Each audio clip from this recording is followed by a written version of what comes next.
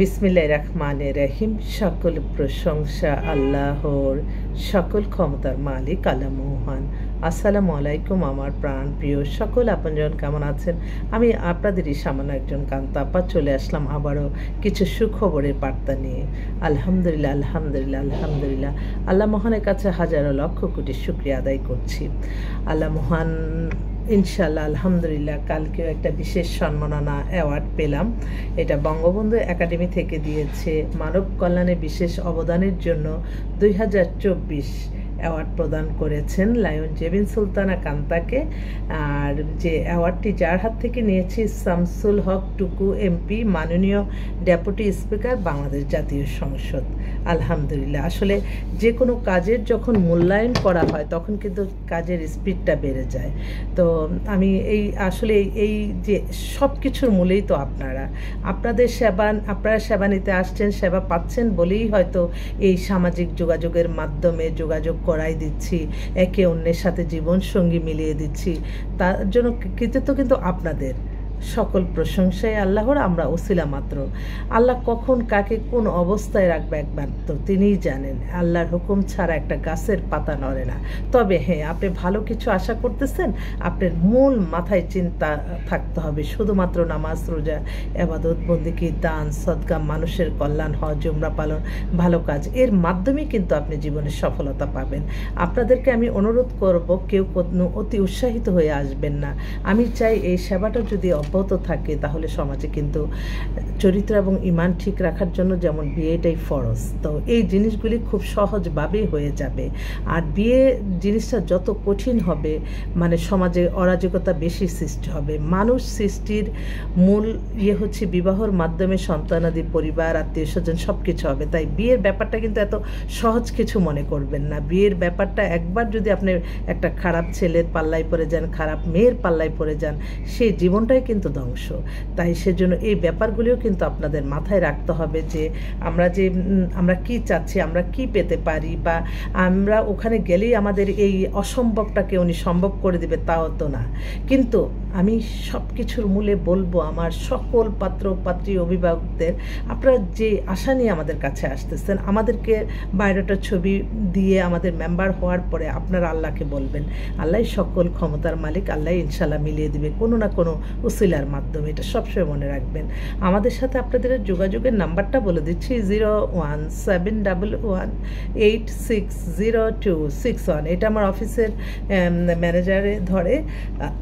তো আপনারা হয়তো ইনফরমেশনের জন্য যোগাযোগ করতে পারেন। এই মুহূর্তে আমার বেশ কয়েকটা বোন সকাল থেকে ফোন করছে। একটা বোন ফোন করছে, ওর বাবা মা মারা গেছে, এখানে 5তলা বাড়ি আছে উত্তরাতে, ও ব্যাংকে জব করে, মাস্টার্স করা, বয়সটা 33 মতো, নামমাত্র একটা ডিভোর্স আছে, ওর জন্য একটা ভালো ছেলে চাচ্ছে খুব দ্রুত গতিতে। আরেকটা বোন সে ফোন করেছে। ওয়ালাইকুম আসসালাম। হ্যাঁ, ডালিয়া, কক্সবাজারের ডালিয়া খুব সমস্যাগ্রস্ত, তার বিয়েটা একদম ফরজ।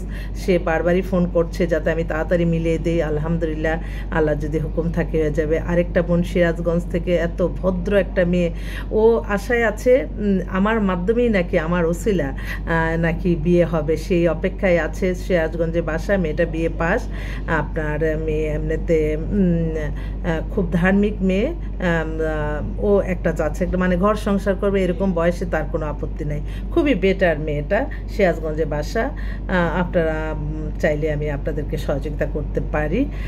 আর আরেকটা বোন, সেও বোন করছে, ওনারা বাড়িদারা ডিপ্লোম্যাটিক জোনে থাকে, বোনের বয়সটা 40-এর মতো হয়ে গেছে, অবিবাহিত, বাট ও ইউনিভার্সিটি লেকচারার। তো ও ডিভোর্সে তার কোনো আপত্তি নাই। আর বুঝেনি তো, খুব হাই লেভেলের পাত্রী, ওর জন্য একটা ভালো ছেলে চাচ্ছে। সেই অনুযায়ী মিল মতো তো হতেই হবে ইনশাল্লাহ, তা না হলে তো একে অন্যের সাথে আত্মীয়তা হবে না। আরেকটা বোন, মানে এই বোনটার মেয়ে হচ্ছে ডাক্তার, ওরও বয়স 38-এর মতো, অবিবাহিত, 5 ফিট 4 লম্বা, উজ্জ্বল শ্যামলার মধ্যে, দেখাশোনায় সব দিক দিয়ে খুবই ভালো, স্মার্ট মেয়ে।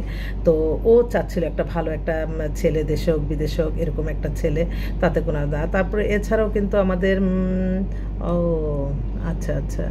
এছাড়াও বসুন্ধরা থেকে এক বোন নতুন ফোন করেছে, ওর বয়সটা 26-এর মতো, স্বাস্থ্য টাস্থ্য ভালো, দেখাশোনায় অনেক হ্যান্ডসাম। ও ইউরোপ কান্ট্রিতে সেটেল হয়ে যাবে, কিন্তু ও বিয়ে করে যেতে চাচ্ছে। ওর ওর একটা নামমাত্র একটা ডিভোর্স আছে, ও একটু পরেই আমাদের অফিসে আসবে, ওর জন্য একটা ভালো ছেলে যাচ্ছে।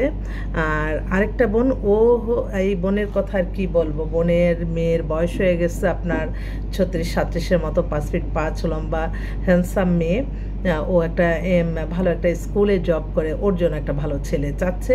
তো এইভাবেই আর কি আমার বোনদের একটু ডিসপ্লে করলাম। জানি না তাদের আল্লাহ যাতে ভালো ব্যবস্থা করে দেয়, ভালো একটা হাজব্যান্ড মিলে যায়, সকলের কাছে দোয়া চাই। আর আমার ভাইদের জন্য আমার দোয়া রইল। অনেক অনেক ভাইরা যোগাযোগ করছে, ইটালি, দুবাই, সৌদি আরব, মালয়েশিয়া, এইখানের অনেক ভাইরা আছে যারা কিনা হয়তো অনেক সমস্যাগ্রস্ত। প্রত্যেকেই বলে যে দেশে টাকা পাঠিয়েছি, বউ চলে গেছে। তো আমিও মনে করি, আমি এখন বর্তমানে একটু সত্যি কথা কি, আমি একজন নারীদের নিয়ে আমি একটু কথা বলি। সবাই কিন্তু সমান না। সবসময় আমাদের মাথায় চিন্তা থাকতে হবে যে একটা পরিবারে যাব, সেটাই সারা জীবনের জন্যই যাব। দুঃখ কষ্ট, অর্থ কষ্ট বলেন, সব কিছু থাকবে।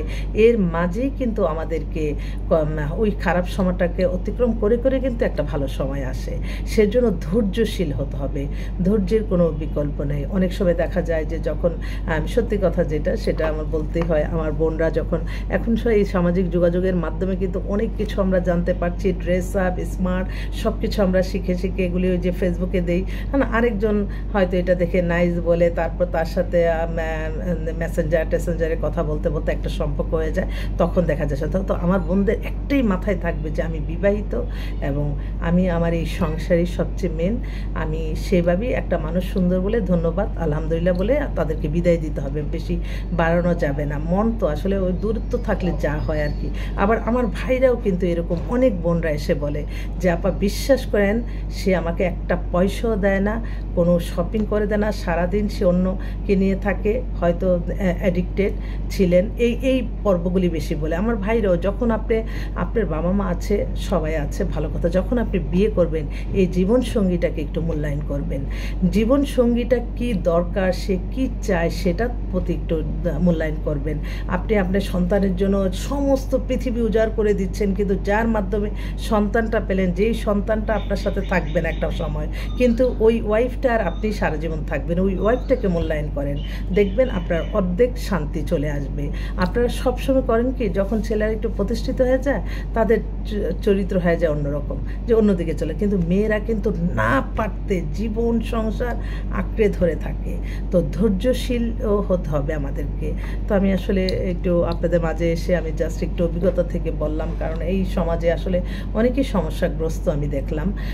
তো বিয়ে শাদীর ব্যাপারে এটা আপনারা একদম এটা কোরআনে হাদিসে আছে, একটা বিয়ে দিলে হজের সমান সওয়াব, আর একটা সংসার ভাঙলে আল্লাহ সবচেয়ে অখুশি হয়। সেজন্য এই ব্যাপারগুলি আপনারা চিন্তার মাঝে রাখবেন। আমার বোনদের আল্লাহ আপনি মিলিয়ে দেন, আমি দোয়া চাই সকলের কাছে।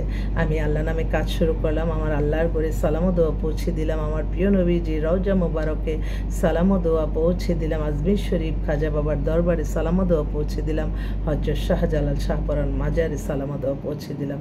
আল্লাহ আমাদের এই ইবাদত বন্দিকে, এই ভালো কাজগুলি আপনি কবুল আর মঞ্জুর করে নেন। ধন্যবাদ সবাইকে। আসসালামু আলাইকুম।